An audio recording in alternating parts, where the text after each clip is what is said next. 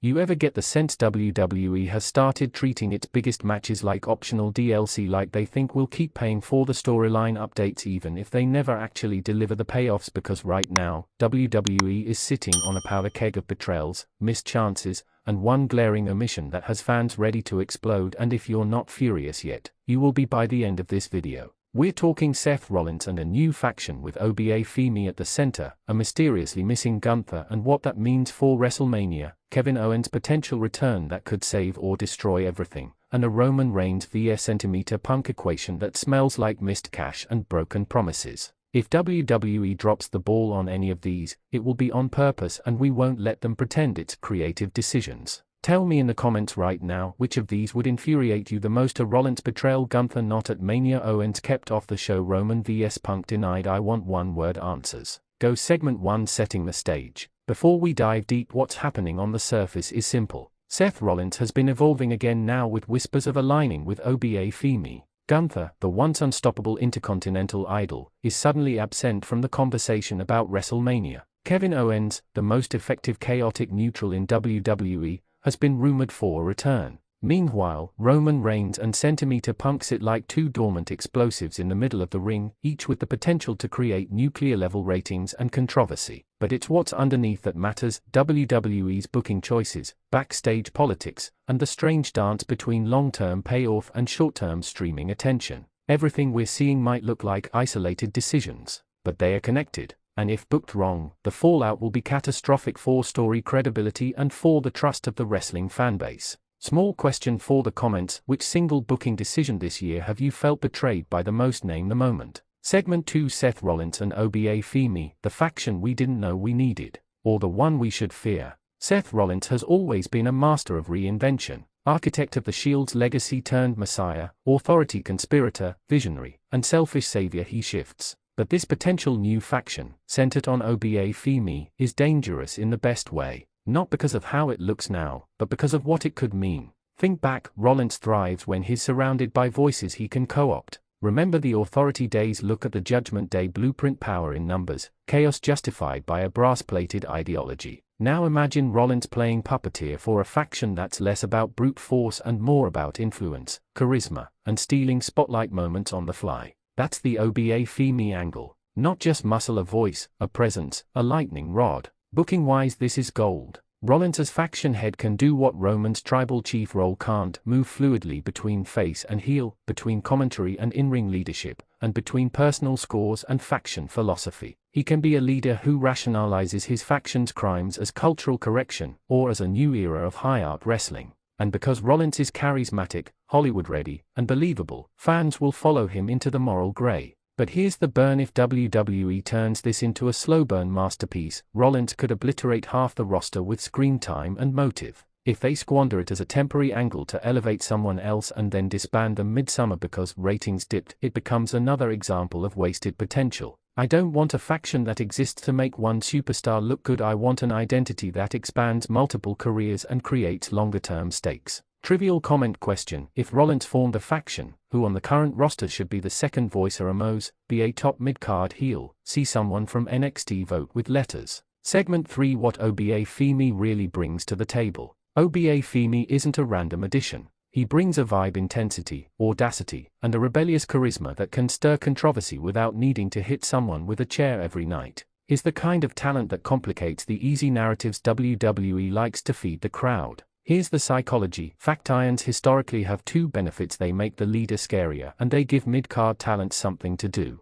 OBA offers a third: he makes the leader more nuanced. He's the in-ring enforcer, yes, but he's also the moral conscience or the cynical whisper that justifies Rollins' actions. That's storytelling gold. Now the risk: WWE either underutilizes him, awkwardly slotting him into squash matches and short TV segments, or they overexpose him as a one-trick enforcer. The sweet spot is classic WWE long game: give him short but impactful segments that showcase character, then pull him into a big singles program that legitimizes him by year's end. Comment question: would you rather see OBA Femi in epic singles matches or dominating as a faction enforcer? One word: singles or faction. Segment 4, Gunther missing from WrestleMania, accident or sabotage. This is the one that nearly breaks the back of logic. Gunther, the Intercontinental Champion who turned a historic mid-card title into a must-watch main event level magnet, suddenly appears in fewer WrestleMania conversations than a random mid-carder who just got called up. How does that happen? Gunther is the kind of character who demands a WrestleMania moment.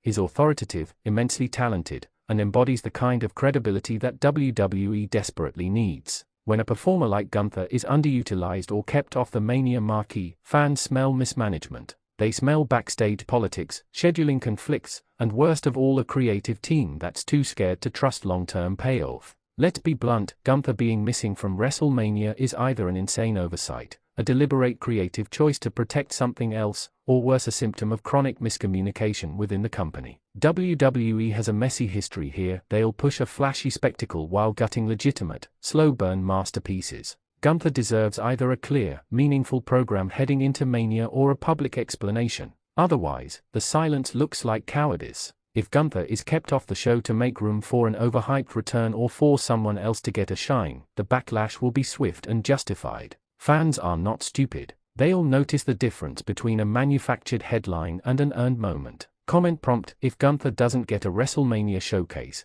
do you cancel your PPV night, stream other wrestling, or call out WWE on social media? Pick a letter. Segment 5: Kevin Owens, the savior or the wild card? Kevin Owens is the human grenade WWE loves to drop into any scenario when they want heat and unpredictability. The big rumor mill question: does Owens return in time to save the chaos, or will he be another tease that just pads social metrics? The beauty of Owens is his flexibility. He can play the sympathetic everyman, the brutal heel, or the unreliable antihero who flips matches and expectations at a moment's notice. If he's inserted into the Rollins faction Gunther mix, the possibilities are seismic. Owens vs Rollins is a story about moral ambiguity. Rollins as the rational manipulative leader vs Owens as the stubborn honesty machine. And Owens vs Gunther, that's a collision of grit vs discipline. But here's the twist: WWE has a habit of teasing returns without committing to a payoff. That's more dangerous now than ever. Teasing Owens and then putting him in a 2-week program is an insult to his star power.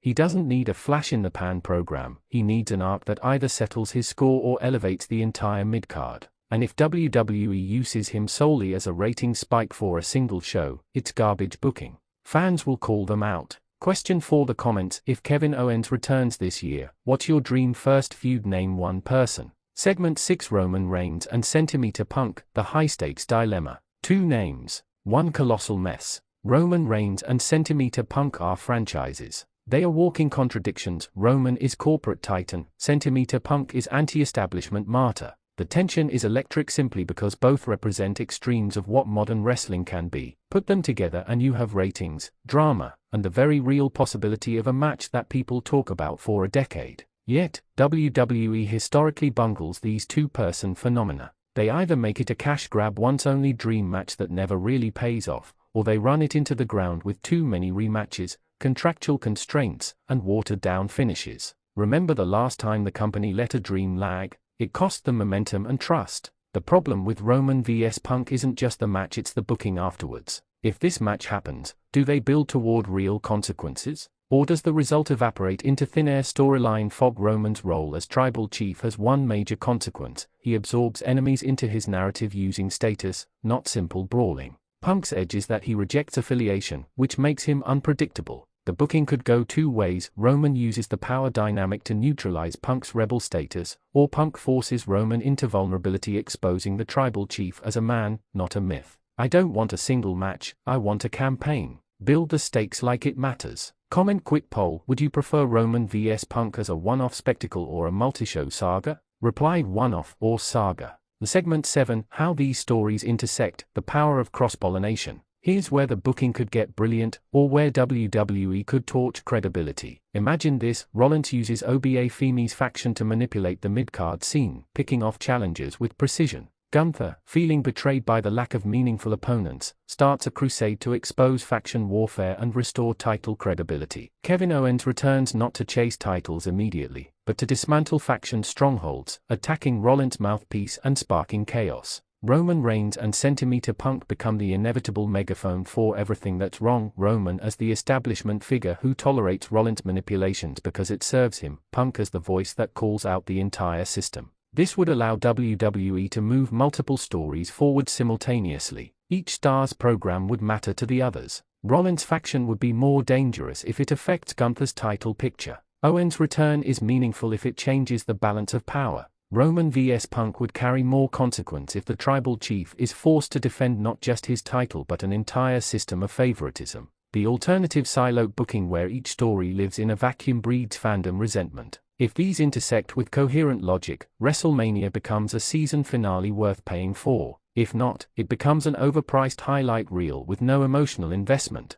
Quick comment check: which crossover would excite you most? Rollins vs Gunther, Owens vs Rollins, or Punk vs Roman? One letter. Segment 8, booking that would piss fans off and how to fix it. Let's be blunt and name the sins. Here are the worst booking mistakes WWE could make with these pieces and simple fixes to avoid fandom nuclear winter. 1. Sin: teasing Kevin Owens and then having him do nothing of consequence. Fix: commit to a 68-week arc that gives Owens continuity. Don't use him as a one-night artifact. 2. Sin: keeping Gunther off of WrestleMania or giving him a meaningless match. Fix: put Gunther in a match where his title or his prestige is truly threatened. Give him competitive opponents who can put him over without looking like sacrificial lambs. 3. Sin: reducing OBA Femi to a background muscle prop. Fix: let him cut promos, win credible matches, and get moments that define him beyond bodyguard duties. 4. Sin: making Roman vs Punk a cash grab showcase with no consequences. Fix: make the match change something, a title change, alignment shift, or storyline that reshapes the roster's social dynamics.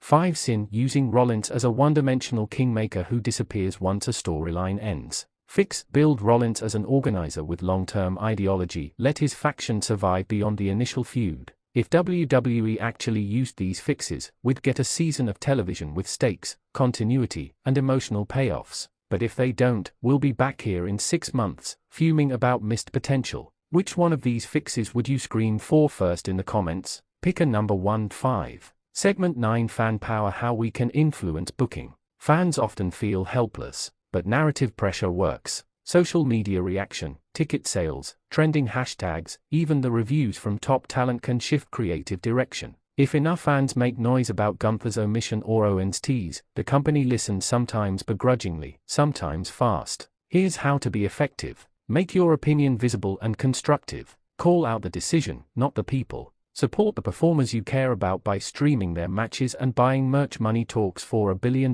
company. Keep conversations organized. Single focus campaigns work better than scattered outrage. Reward consistency. When WWE does something right, praise it. Positive reinforcement can be louder than outrage alone. Mini challenge: 4 comments. Pick one action you'll do today to support a wrestler you think is being misused. Tweet, rent a match, buy merch, or share a petition. Name the action and the wrestler. Segment 10, predictions: what should happen at WrestleMania? Time for the cold, hard predictions. I'm going to lay out the paths that would restore faith and the ones that would doom it. Path of the redemption route: what should happen? Gunther gets a marquee match at WrestleMania that either puts the Intercontinental title on the map as a showstealer or gives him a deeply personal feud that elevates another star. Seth Rollins forms a faction with OBA Femi that survives past Mania and evolves into a meaningful power block. Kevin Owens returns with a program that shifts momentum, not just a cameo, but a multi-week storyline that changes locker room dynamics.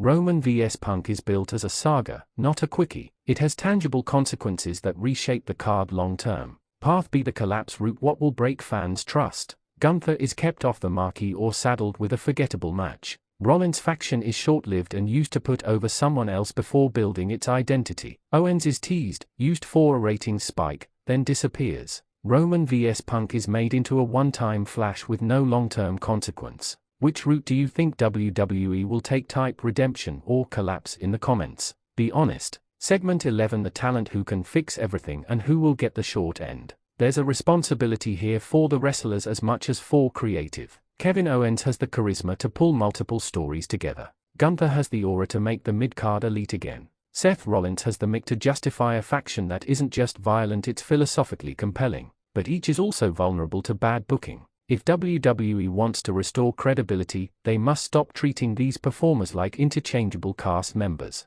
Give them clear goals and let the story breathe. Don't make every angle a 3-week sprint. Wrestling is a marathon when the stakes are right. Comment question: who do you think WWE will fumble first? Seth, Gunther, Owens, or Roman? Punk. Name the wrestler. Segment 12, Fan Theories I'm Buying and the Ones I'm Skeptical of. Fan theory economy is robust, and some of them actually make sense. Theories I'd bet on. Rollins turns faction into a major heel power base that runs through Mania and beyond. It's classic modern wrestling. Owens returns and main events a non-title feud because his return is about exposure, not belts. Gunther gets a program that's less belt-focused and more prestige-focused, a defend against quality storyline. Theories I'm skeptical of. WWE will actually turn Roman vs Punk into a long, consequence-filled war without interference or comedic finishes. Too risky for a company that loves protected draws. Gunther will be used as a transitional champion. It's possible, but it would ruin what he's built. I want your fan theories. Drop your wildest prediction, funniest, darkest, or most hopeful, and I'll read the best ones in the next video. Segment 13, a call to action with the audience they cannot ignore. Here's the truth, we the viewers are part of the story now. Streaming numbers, view times, social trends, these shape decisions. If we stay silent, WWE will do the comfortable thing and pick the safe, short-term route. If we make noise consistent, smart, and engaged, we can nudge them into taking the risk that pays off. So here's what I want you to do after watching. 1. Drop a one-word verdict in the comments: Rollins, Gunther, Owens, or Roman Punk, whoever you think matters most right now. 2. Take one action from the mini-challenge earlier: tweet, buy, or binge-watch a match. 3. Share this video with someone who still thinks WWE can't change. Let them see what could be. Small question for the comments: what's the one match you are willing to pay for this year? No questions asked, name it. Segment 14, closing thoughts with an edge. Wrestling is about consequences.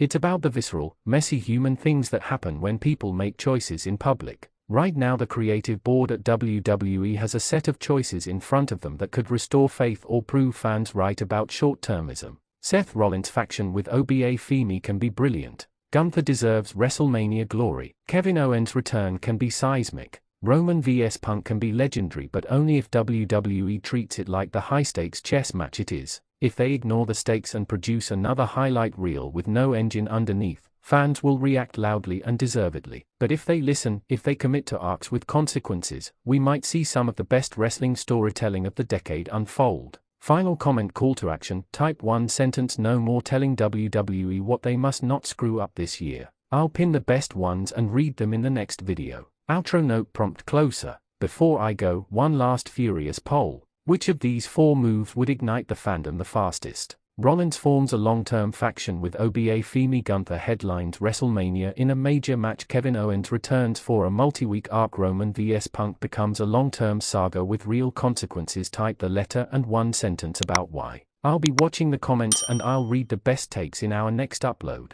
If you're angry, good. Use that. Make the noise. Wrestling deserves it. See you in the ring in the comments.